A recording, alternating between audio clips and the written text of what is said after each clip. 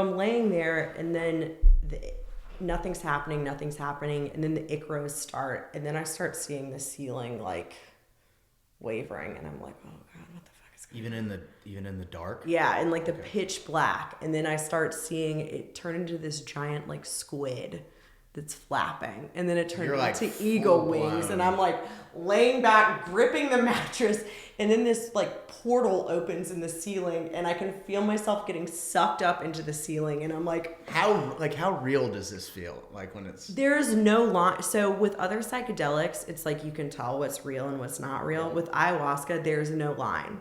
Okay. It is reality. It is what is happening to you. There's no differentiation.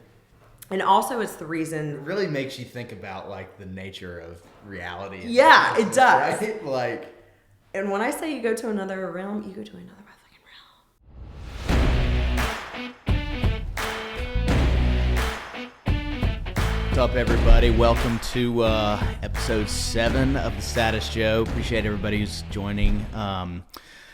Today's guest is Katy Turnbull. Katy's a good family friend of mine. Her and my older brother went to school together. She grew up a couple miles down the road from me.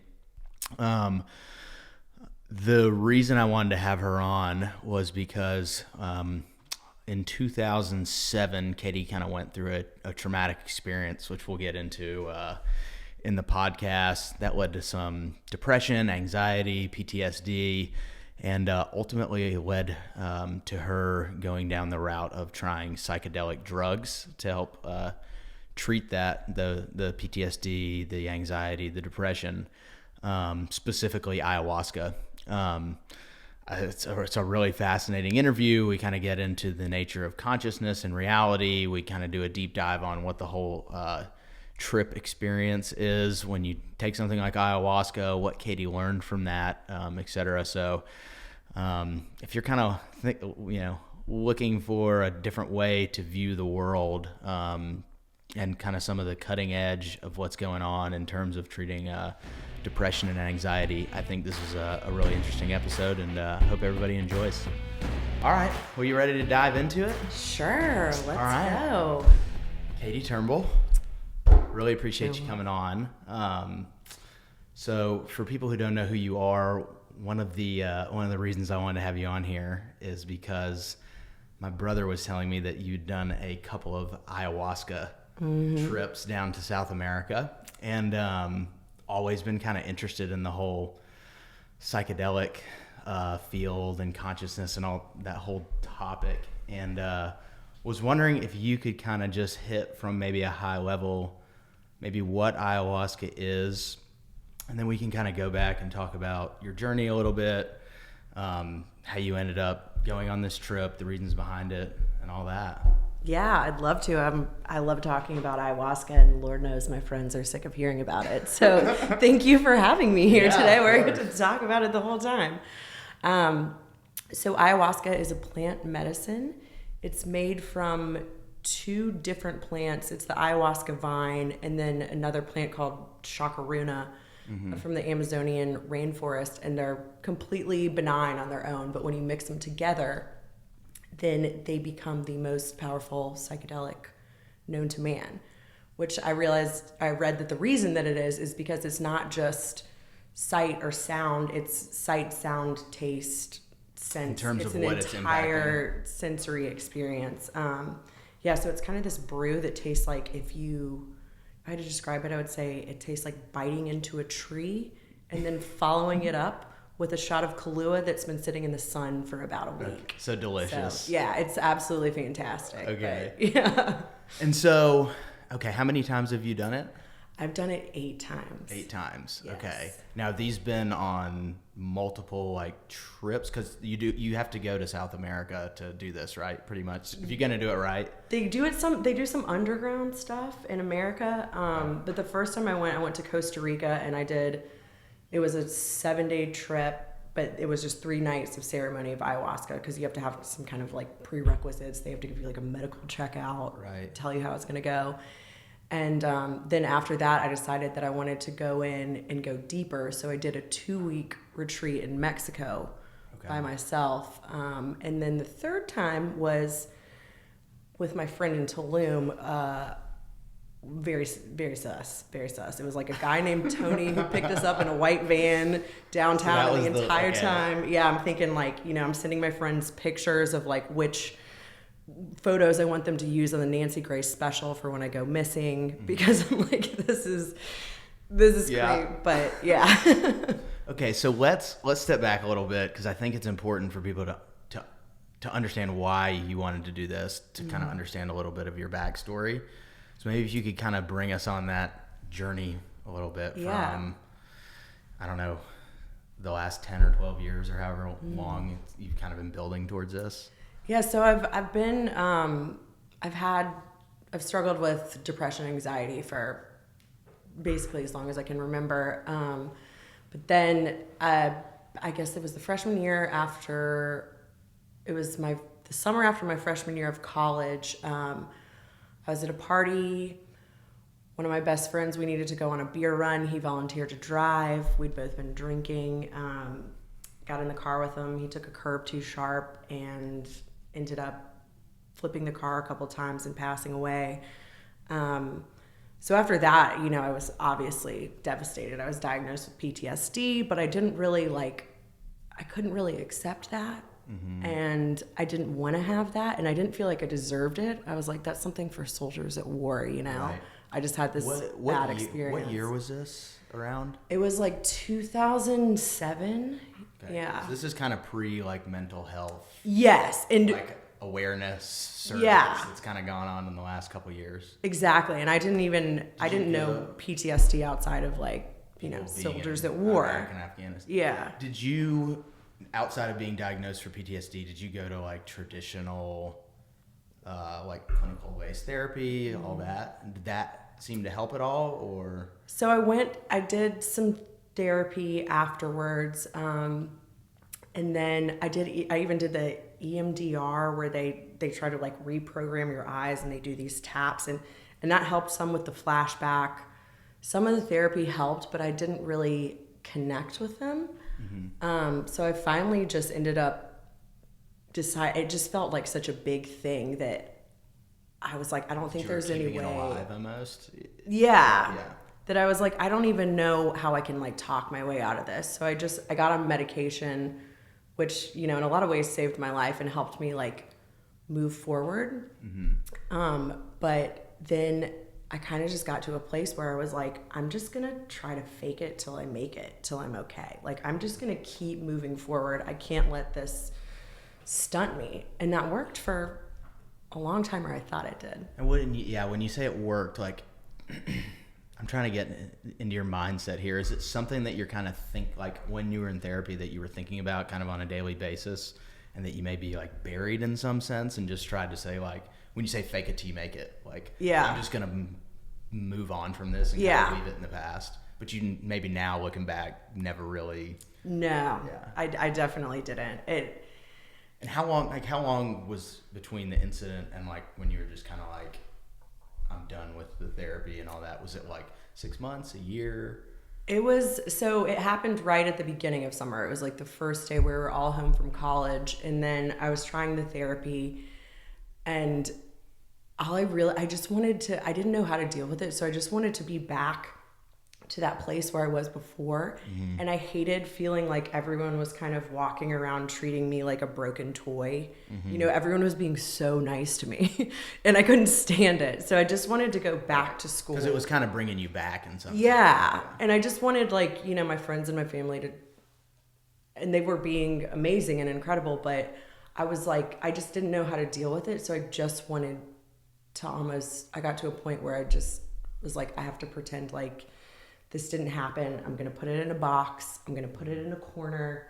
I'm going to cry about it to myself. Right. But I want to go back to school. I'm not going to tell any of my friends what happened to me, so I can just be like treated like a normal person. Right. At college. Like the first day I got back, I bumped into some girl at a party, and she called me a bitch, and I started crying because I was so happy, because I was like, this girl has no idea like what happened to me. Right. You weren't being treated nice. Treating me like a normal person.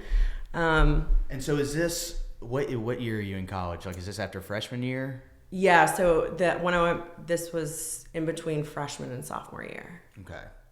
And so that was like 2007, 2008. Yeah. Do you feel like that it's still caught when you try to bury it? Like you said, it worked for a while. Like at what point, and I can't imagine like having to go through that, right? But at what point are you, like, do you start thinking again, like maybe this is getting the best of me? Or is it like, is it drug use or drinking in a way, or just like it's kind of on your mind? It was anxiety. Yeah, it was I mean, in a lot of ways, it was kind of all of those things. Like I never really had like a terrible alcohol problem or drug, but it was like, and a lot of this has come in hindsight since I've done ayahuasca. I didn't really see it at the time. Mm-hmm. But I was kind of running, and I just felt almost like being chased, and I felt kind of haunted, and I knew that this terrible thing had happened to me, but I thought that I had I thought that I had buried it. So I thought that the things that I was feeling and like my anxiety and all of that was a lot more to do with immediate things. And I had gotten into therapy before I did ayahuasca, and I had found a therapist that I really connected with, and I'd come to like a lot of self-realization and seen a lot of my patterns, and accepted that I probably did have PTSD, and I didn't deal with it at the time, and now it's definitely still affecting me. But I was still in that same place where I was like, how often can I talk about it? Like I don't know what else there is to talk about. It's this double-edged sword, right? Because you're like, well, is it the fact that I'm going and talking about it all the time that's making it worse? Exactly. Or is it the fact that I can't deal with it, right? So I'm like, every Tuesday and Thursday, I don't want to talk about the worst thing that happened to me in my life. And I knew that like it was still affecting me, but I feel like I had shoved it so deep down there and then just wrapped it in barbed wire and welded it shut and then put it in this whole other category. That it was like, then when I was trying to access it, even through therapy, I felt like I couldn't. I kind of had this like sanitized, encapsulated version of what had happened, and that was so it almost all I became a had. narrative of what happened, not the actual memory of it. Yeah. And how long? Like, so how long was this going on? It was going on for. I really, before I had done ayahuasca, I had convinced myself that I had kind of come past it, and I was like, I'm okay.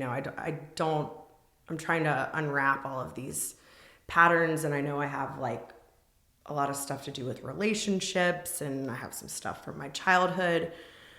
But then it was like I had spent so long stuffing down my emotions and gotten so good at it that then when I was trying to access them, I could still just see the tip of the iceberg, because I still had all of those defense mechanisms in place where it was like a knee-jerk reaction. It was kind of my reflex, and then I couldn't quite get to it. Well, and this is what the benefit or like proposed benefits of psychedelics are, right? Is that it's allowing you to kind of access these places in your brain that have been shut off, and ayahuasca's particularly good at that, I assume.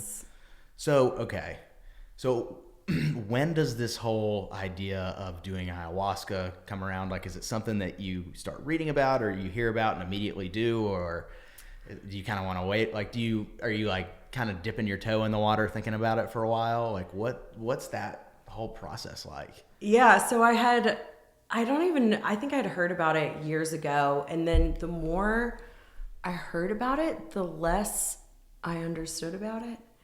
You know what that's called? What? Have you ever heard? It's called the Dunning-Kruger effect. No, I haven't. It's like the more I learn, the less I know. So like, this is so nerdy of me, but like, if you think of like a graph, right? And one is like the x-axis is time, and like the y-axis is perceived knowledge. Like you start out and you're like, I know nothing, and then immediately your perception of what you know goes like way up. And then like as time goes on, you're like, oh, I don't know anything. Right? Yeah, so that's how I feel about so many things in my life. Like this podcast, I was like, oh, I'll just like buy some cameras and like, like at first I was like, I don't know anything. Then I researched a little bit. I was like, just buy some cameras, like put it on YouTube. And then I was like, start getting into like, well, what are all the like camera settings you have to use, different types of lights, and so that's when you're like, oh, I don't know shit. It's a wormhole. This. Then you go and you enter the wormhole and you realize, yeah, that's definitely how ayahuasca was. And I've done a lot of psychedelics. Let's just say I've been to Bonnaroo a couple times. Right. Well, it's a good thing you live in Nashville, you know, it's not too far away. Exactly. But it just, and reading about it and reading about the reports of people, and specifically like, I read a New York Times article about all of these veterans who had been snipers in the war that had, I think every single one of them had tried to kill themselves. They had tried all of the other avenues, and then they did ayahuasca, and it had completely like blown their socks off. And they're talking about how the universe is connected. We're connected to the butterflies and the sky and the flowers. And I'm like, okay, if like, was there something about the fact that it was military guys that like legitimized it for you? I think it was. And I think that it was like, I realized that I had kind of hardened myself so much. And I was like, I mean, talk about some people who have like, you know, who've really been through some things and who have like kept going. Yeah. And who are just like badasses in general. If like this can kind of break through their shell, then maybe it would work for me. Okay. And so yeah, then I kind of started fantasizing more about it during COVID. The first time I did it was November 2020. Oh, so this is really recent. Yeah.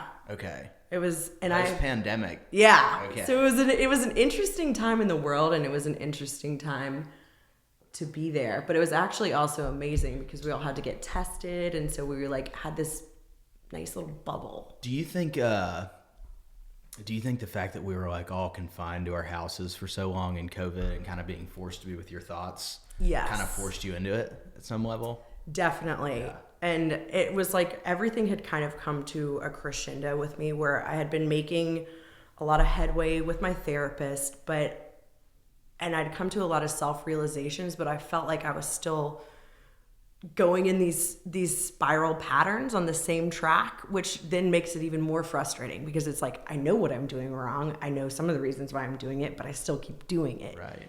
So I felt like I needed like an action. I was like, I can't keep doing this because I was just having all this negative self-talk. And you know, and then I talked to my therapist about it, and he was like, yeah, you know, there are some promising studies on psychedelics, but like, you know, the downside is that you come out of it thinking that like you're a cheddar cheese biscuit and you have to live in your mom's basement forever. Like, what does he mean by that? I mean, you can like just scramble your brain and wake up thinking that you're, you know. Right. Did you, so yeah, that's, I was thinking at my next. Barking. Yeah. So I was going to say, do you think there was like the social stigma part of it was holding you back for a while, or was it more like, oh, my therapist thinks from like a medical perspective it might not be the best thing? Or was it kind of both? It was kind of all of the above, and the more that I learned about it, the more, you know, they say it was like you meet your demons. Mm-hmm. And I knew that I felt like all of these demons, but I was like, I don't really know if I want to meet them. Because if anyone's got some like 8-headed horny bastards down there, it's probably me. But I had just come to a point where it was like all of the downsides were less, because I didn't even fully understand the ways that I was suffering, but I physically felt like shit. I mentally felt like shit. I'd had just a string of bad relationships, and I didn't really know what else to do. And this sounded like a miracle drug, which I was suspicious of. Right.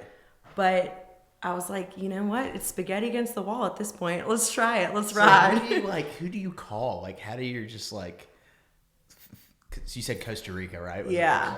Like, would you just get on the internet, or did your therapist have some recommendations? No. It turned into one of those things where I was just Googling it at night when I couldn't sleep. So I found like the nicest, most exclusive one that had a psychologist on staff. Yeah. It was like, if I lose my mind, you know, they can call my mom, they'll get me out of there. And I was still scared to do it by myself. So I ended up going with a guy that I'd been dating for like a month. What was his reaction? Because I was like, at least he can like call my mom, you know. He wasn't gonna do it. Was he just gonna like be there for like emotional? Or he was like, I'm down. Like we went on a Hinge date, and it was like the first thing we talked about. He was like, that sounds like I'll go, a great and I was Hinge like, date to be on a full word. Okay, so you look this up, like just book flights. Yep, Okay. booked flights. Did it over Thanksgiving because our family Thanksgiving was even canceled because of COVID. Right. So it was actually great because we got to have this big like group Thanksgiving with all these people because we'd been in this little quarantine bubble. Is it just a bunch of like random people who are all down there that you don't know? Yeah. What's it like? Like, tell me what it's like. You get into Costa Rica. I love the retreats. I mean, are you out kind of like in the middle of the? Yeah, we were jungle, I guess? we were in the boons. Like you had to take a 3-hour bus ride to get on a boat ferry to then take like another 2-hour boat ride and another van ride. But it's gorgeous. It was like on the Guanacaste coast of Okay. I have no idea where that is, but it sounds I don't nice. really either, but I know that's where I was. Okay. Is there like electricity and running water out there? Or? Yes. Okay. So a lot of them are a lot more rugged. Like traditionally, you just go into the Amazonian rainforest and you're in a hut with no. But I was like, I want Something a little nicer. I want like a plush bed. I want like a psychologist on staff. I want like a pool. So this place was incredible, and they took it really seriously. And then they had authentic like Shipibo tribe people come in that were the shamans, and they gave us like a whole 2-day tutorial on what to expect. 2 days? Yeah. Which I was like, what are they telling you for like 2 days? Just so beforehand, you have to do this whole dieta where you can't drink alcohol, you can't have sex, you have to eat vegetables. I mean, you don't like have to do it, but to What's the purpose of that? To like cleanse your body? To cleanse, to kind of like strip you down, and it really did strip me down. So is a lot of like the ayahuasca like is the ceremony a big part of all of this and like the preparing and okay. And I liked the preparation because at the time I was just feeling kind of adrift and kind of stuck. So it was like doing the whole preparation kind of gave me a path. It was like, okay, this is like a firm goal that I can focus on and I can work towards this. And I liked it. It stripped me down because, I'd been like drinking pitchers of margaritas in the middle of the day during lockdown and playing with Nerf guns and shit. So it did help. I feel like it really did prime me. And then when you get there, you kind of have like a day of introduction, and then they tell you basically how to like some tools to not freak out if things start getting too intense. Like you make these intentions before you go in. So you have these kind of, they say it's like a compass for sailing the sea. So it doesn't dictate your route, but it gives you kind of a direction to go in. And if you're just like lost in space, then you can kind of come back to your intentions. And intentions being things you want to get solved? Yes, yes. So you can say things like, show me my guilt, show me how to love myself. Do you like write them down? Like what if you forget? Yeah, so you're supposed to write them down. They're supposed to be real simple. They're like, 3 words. Because when you're in the thunder zone, like you need something very short and quick that you can grab onto. Okay. Yeah. All right. So you got this 2 days of introduction. Mm-hmm. Now it's time. Now it's time. So you go into this thing called the Maloka, which is like a thatched hut, and you lay on these like mattresses. Is it just you or is everybody? Oh no, it's like 20 people. Okay. And they give you a bucket to barf in. Awesome. And then they give you like this fat stogie thing called a mapacho, that then they tell you that like if it's getting too intense, you can smoke the mapacho. And that kind of tampers down the trip. Yeah. And then there's 2 shamans who are from the Shipibo tribe. They speak no English, and you get to have like a brief meeting with them before to kind of tell them your backstory or whatever and what you're trying to work on. Somebody like translating then? Yeah. So then you have a translator. And so you like go in, and I was terrified because when it came down to it, I was like. So are they, before we get into like, are they making this shit in front of you? Like, because they brew it up like a tea, right? It takes them like a week. So they do it in Peru. I actually asked them about it. They do it in Peru. They have to stew it and pray over it and fast for like a week. And then they dehydrate it and bring it in. Is this almost like a religious drink for them? Yes. Okay. So it's like they're, I think, a 2,000-year-old tribe, and they're this tribe of shamans. So it is their religion. Okay. So they brewed it in Peru, and then they brought it to you guys in Costa Rica. Mm-hmm. And then they rehydrate it in Costa Rica. Okay. And before you do it, you're kind of meeting with them, and they give you this flower bath. Like, it's this whole beautiful ritual that they have that goes with their culture. Like flower petals, or like the white flower that you... They turn you into a doughboy. They cover you in Vaseline and make you roll around in a bunch of flowers. I'm serious. I don't know. But that was another thing I loved about it, is that it felt so special to get to be a part of this really old tradition. Mm-hmm. We've lost a lot of that in our culture, right? We don't really have ceremony. I mean, I think like the closest you could get to it is like maybe the Catholic Church. It's like very. Cause like, were you Catholic growing up? I was. But Catholic. all my friends were. I feel like I'm like honorarily Catholic on Signal Mountain were, but it's like a very people who are like not Catholic. I think they like don't understand, because it's like sit down, stand up, kneel, but it's like it's the ceremony, right? It's like this thing that you're doing the same thing that people done for 1,000 years. Yeah, and there's something like a lot of that, right? So special about that. That then it feels ancient, and it also helped me with freaking out less, because they tell you like, okay, we're gonna give you this flower bath, and it's gonna protect you, and they're gonna do like an opening ceremony on you, and I'm like, yes, give me all of the things. Right. Just kind of get you in the zone. Yeah, where it feels like you're part of something bigger than that. You're just going into this place and you're just going to drink this stuff, and you're going to trip your balls off or whatever. Besides the flower, what's all in the ceremony? Like, is it singing or chanting or? Yeah. Okay. So then so you do the flower bath, which is like a bunch of herbs and stuff that they mix up, and then they dump it all over you, and then you have to lay out in the sun and let it dry on you. And they say that like the plants, being ayahuasca, are attracted to that, and it's also kind of like a protection for you. Okay. Which, again, all of these things are making me feel better, and it's also very cool. And then when you go into the ceremony, you lay on these mats. You have to go up individually, get the drink, you take the shot. It's just little, like how big are we talking? It's like a shot glass. Okay. It's like perfectly a shot. Okay. So then you lay there, and they say like when the shamans call the plants in, then they start singing these icaros. What do you mean when they call the plants in? So that's what I'm like. I hope I don't come off sounding like a crazy person. No, I'm fascinated by that. It's very cool, because every part of it is this ancient tradition that they've held forever, and then that you're getting to like take part in. So they also drink the ayahuasca, and they are in the middle. The shamans drink it. It's completely dark except for like a couple candles, which then they blow out mid-ceremony. Oh, awesome. So I know. So it's pitch black in a thatched hut in the woods. In Costa Rica. In Costa Rica. On like a sea cliff, which is a whole other situation. What could possibly go wrong?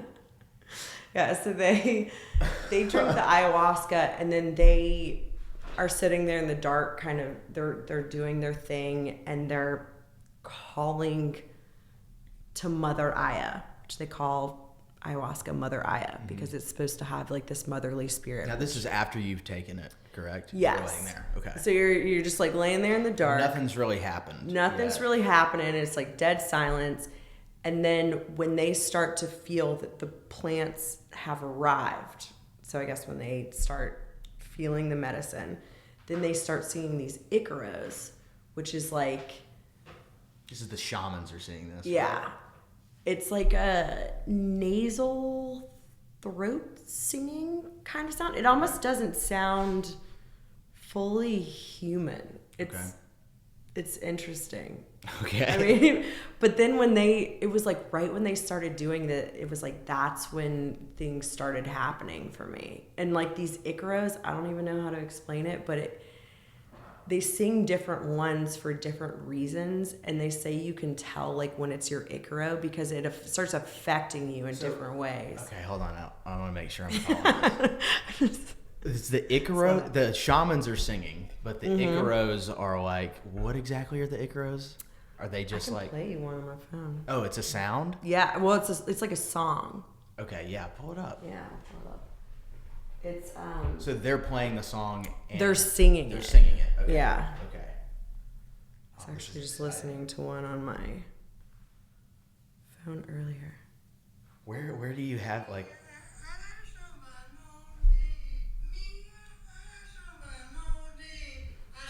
Okay. So this is what they're singing while you're in there. I think it's awesome that they have this on Spotify. Okay. So this is what it sounds like. It's really kind of messed with my algorithms. I've been downloading a lot of fake videos. But some of them are a lot more nasally. So when you're saying like your Icaro has arrived, does that mean they're singing different ones and like different ones that speak to you or like? Yeah. Okay, got it. And it's like, you know, you heard this song, but when you're in it, it's like the Icaros and the music are kind of what is guiding you through the experience. So some of them I was like sitting there jamming out. I was like, yes, yes, yes, which is a strange thing to be jamming out to. And then some of them just would make me like weep uncontrollably. Yeah. So like, let's dive into that a little bit. Like, what is your conscious experience like there? How is your consciousness altered? Like, what's going on? Or what are you seeing? What are you thinking? What's going on in your brain? Like, while all this is going on. So, yeah, that's a... if you can even... You know, I know you think it might sound kooky, but, like, I really want to hear... I think people will be really interested. Yeah, I mean, that was, like, so I sat for 3 ceremonies the first time that I did it, and they say that, like, Mother Ayahuasca comes up with an individual treatment plan for you. Right. And by the way, real quick, do you throw up at some point too? Because they gave you a bucket, right? Oh yeah. Okay. I only barfed once. I was like nervous about that. So they call it purging, but you purge in a lot of different ways, like where you're crying, but you're not crying. It's just water coming out of your eyes. Like you'll get hot and cold chills. And they say it's all just your body releasing different things. Okay. So luckily, I was terrified about it. When they gave me the bucket, I was like, oh, hell no.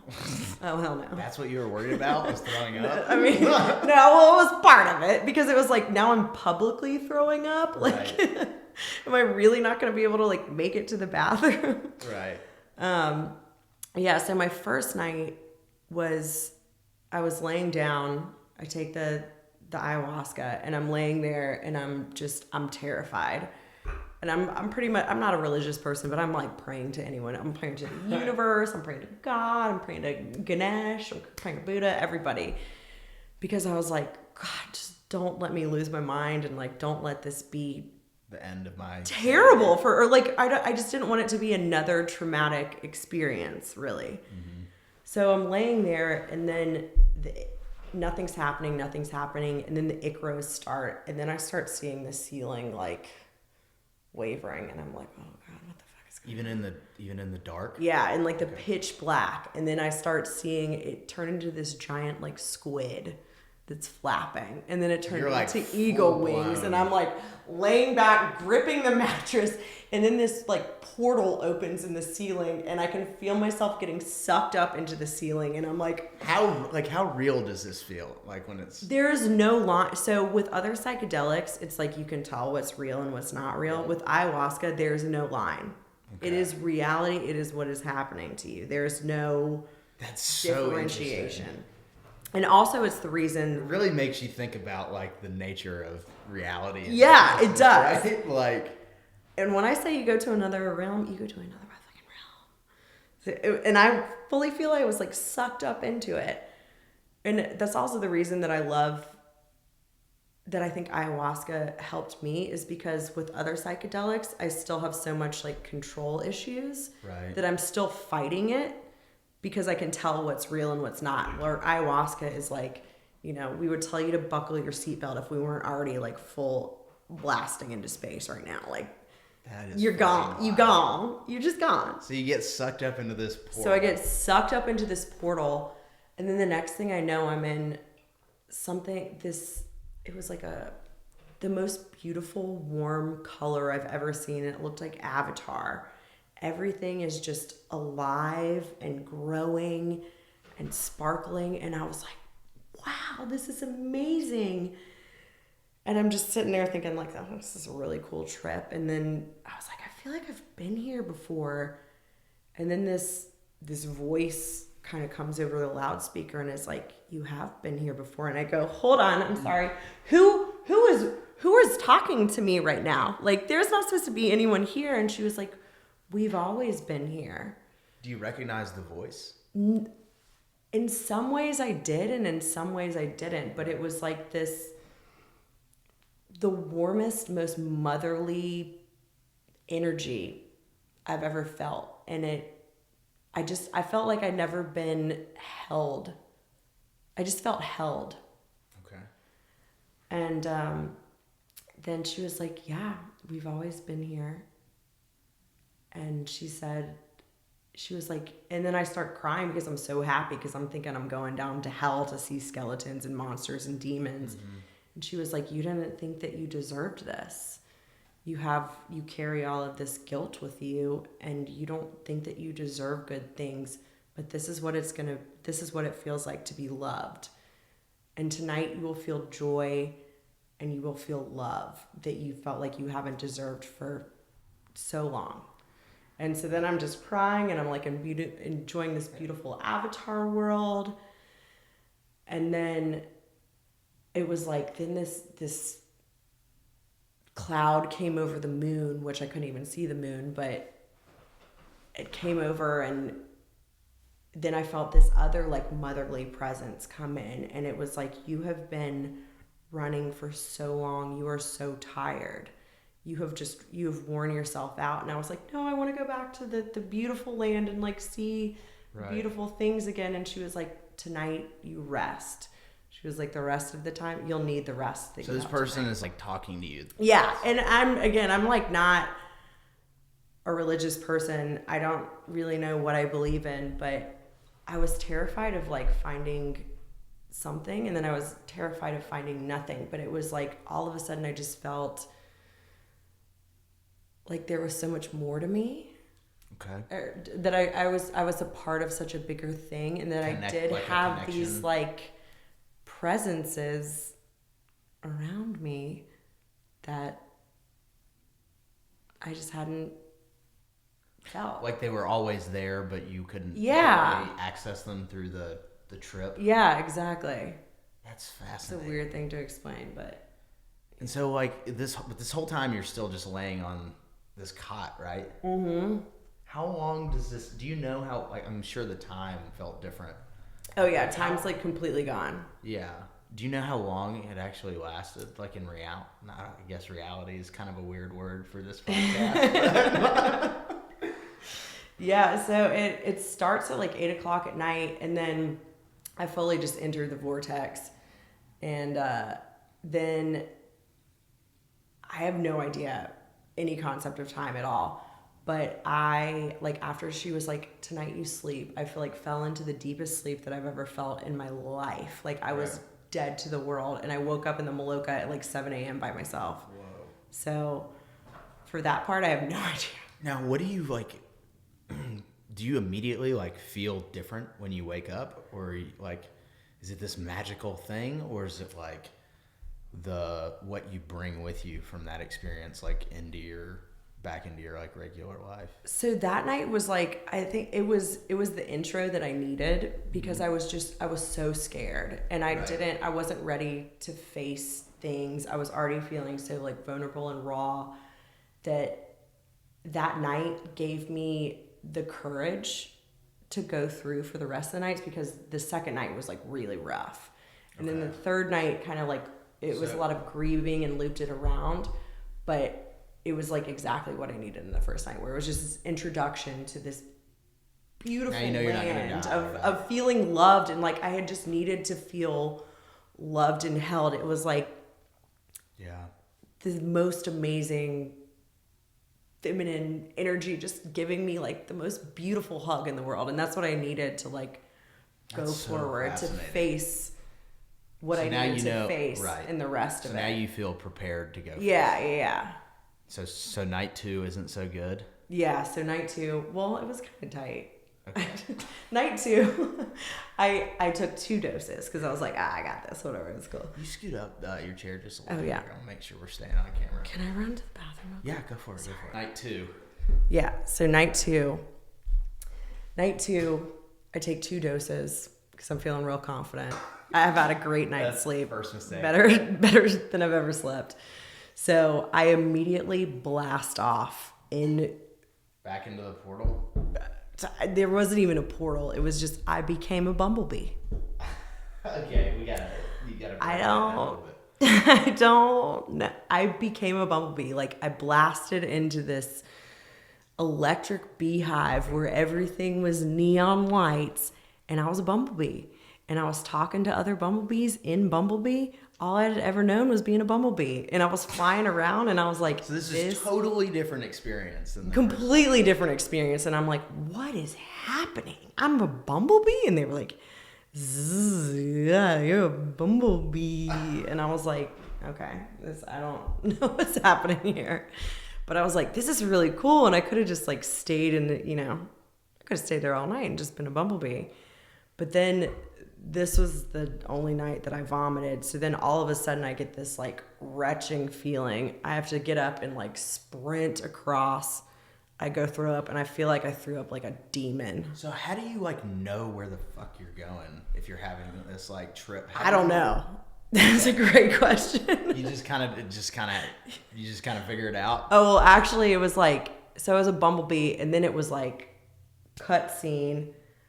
All of the walls started dripping black. And I was like, oh no, I don't like this at all. And then I was like, I have to throw up.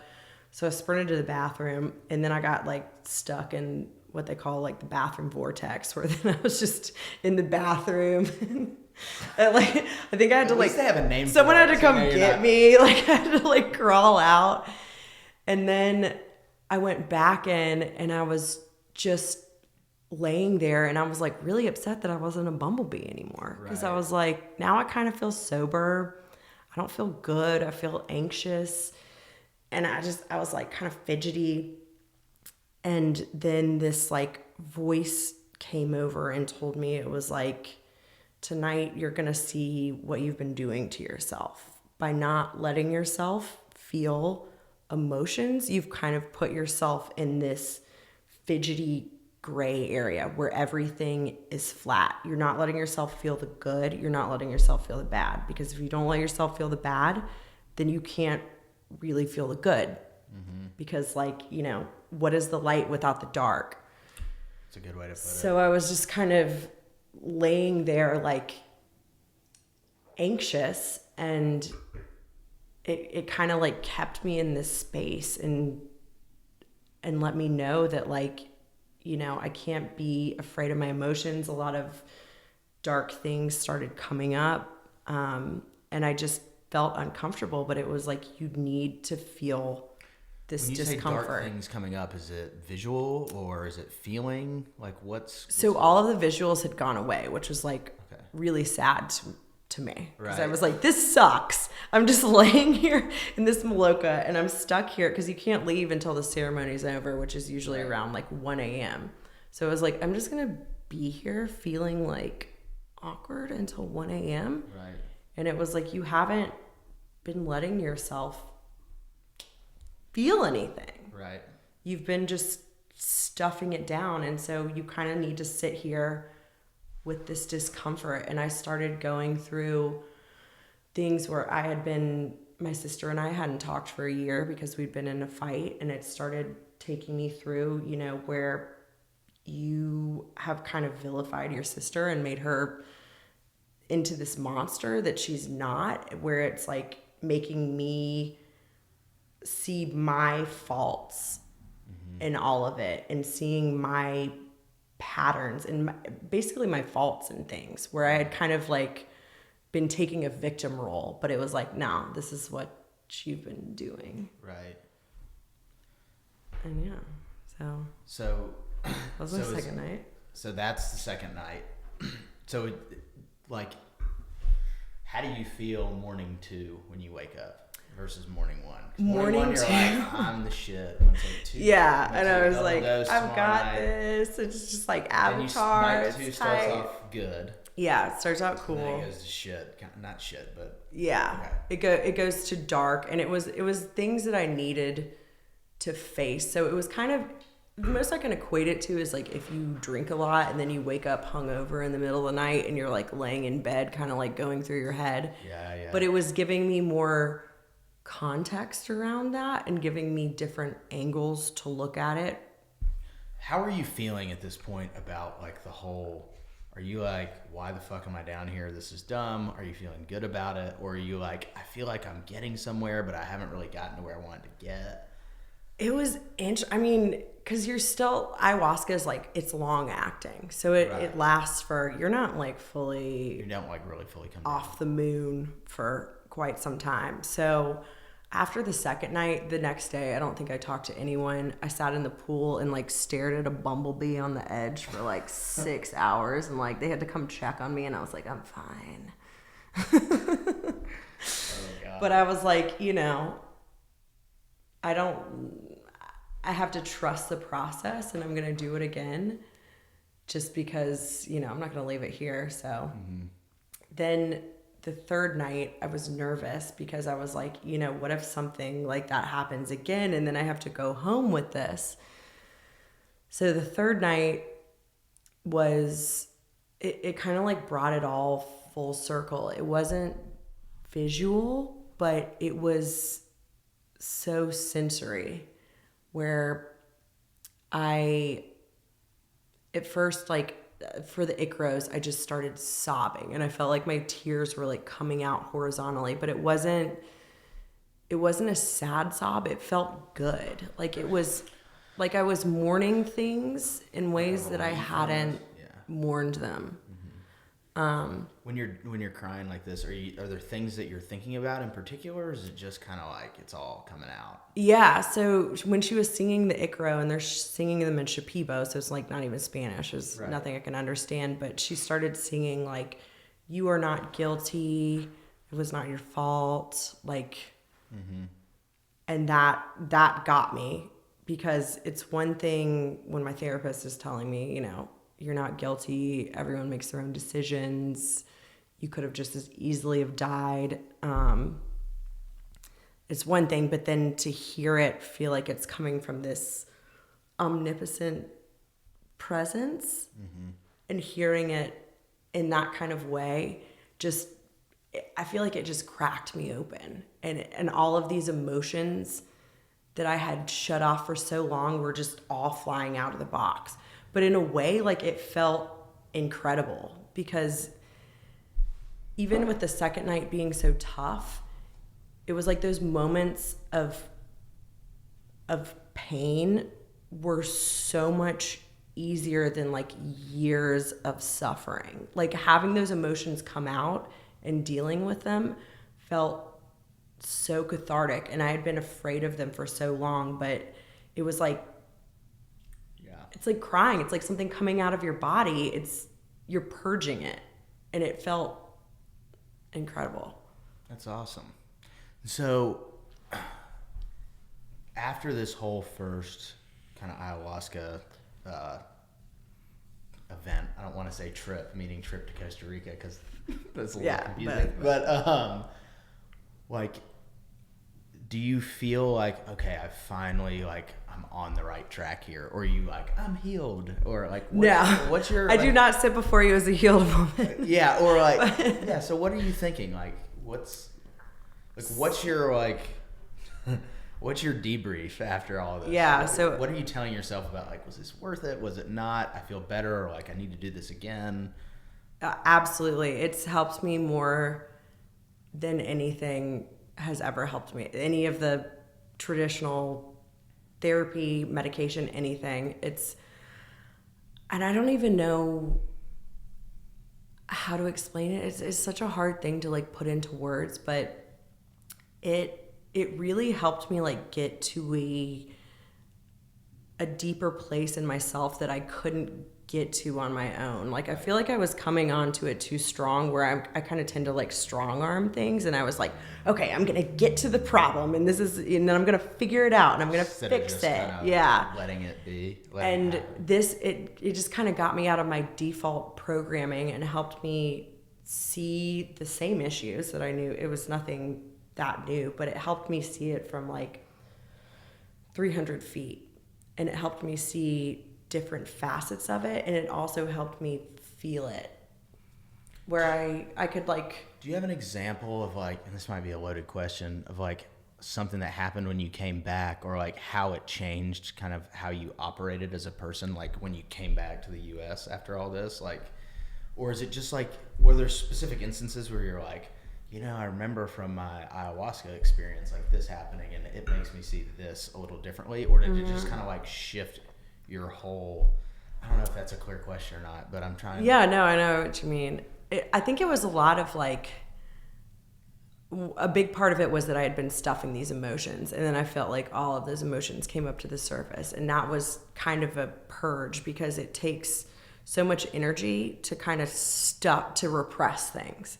Yeah. And I had gotten to a point where I didn't even realize how I was repressing it. But I feel like that was just a huge energy release for me, where I came back and I felt invigorated. I didn't feel so like haunted. And then also they say that like ayahuasca doesn't fix you, but it shows you what's possible. Okay. And I feel like that was a big thing for me, where it didn't fix me, but it showed me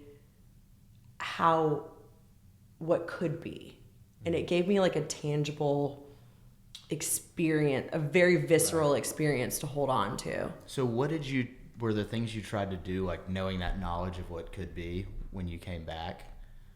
Or was it just kind of like you go about living your life differently? Like, yeah, so it was the first time I came back, I didn't drink for like 2 months. I broke up with the guy from Hinge that I'd gone with, which God love him. I still love him forever. Whoops. Oh, you're good. But, that happens like on every podcast. I just saw a lot of my patterns, and then honestly, like after the first time I came back from ayahuasca, after a couple months, I started falling back into them, which is why I wanted to go back for the second time and do like a deeper dive, because I knew that there was more there. And the second time, I'm still, not standing before you as a cured woman, but I think it was really just like pulling all of the things out of the closet and witnessing them, where it doesn't necessarily fix them, but it helps. Was there more in the closet than you thought? There was a lot more in the closet than I thought. So like then ayahuasca took me down this whole path of like, the reason that I even let my friend get behind the wheel drunk was because I was hurting from things from my childhood. And yeah, it kind of just showed me like this connection between all these different things in my life that then, again, it doesn't fix, but it gives you a lot more clarity on how to go about it. Do you feel, I want to figure out how the best way to ask this question, but I think what's so interesting to me about psychedelics is it kind of breaks down the nature of reality too. And do you feel like you're connected to something like broader? Yes. What is that feeling like? Can you describe that, or is it just like something in your gut that like you can't really? It's hard to describe, but afterwards, it was like I would just looking at the world, like the next morning after the first time you do it, and then for a while after, it's like you just look at things more, and you appreciate things more. Almost like a kid, like a child. Yeah, where it's like you'd usually just walk by like a beautiful flower on the street, but then you're looking at it and just so moved by it. That's the thing, right? As we get older, things almost become icons. Like when you drive down the street, like when you drive through a neighborhood, you don't really like see that. You see houses, but you don't really like see the house. Yes, you exactly. see like icon of a house. And that's why, like, I think when, like, what's so cool about little kids sometimes is, like, I was in Memphis a week or two ago, and we were at the Peabody when the ducks were walking out. And there's, like, I don't know if you've ever seen that, but they, like, have ducks that live in the hotel, and they march them in and out of this fountain. I've not had the joy of seeing that, but there's all these kids who are, like, freaking out, right? One of my friends was like, how can you get so, like, excited over, like, 4 ducks? And I was like, these kids are like 4. I was like, first of all, it's probably the first time they've ever seen a duck. Yeah. And, like, then to see them, like, marching on, like, a velvet carpet into an elevator is, like, pretty cool. That's but, like, pretty cool. I feel like that's an example of, like, that's a perfect example. You become, like, numb to things, right? And then you think about it, it's like, well, that's actually, like, really fascinating. Yeah.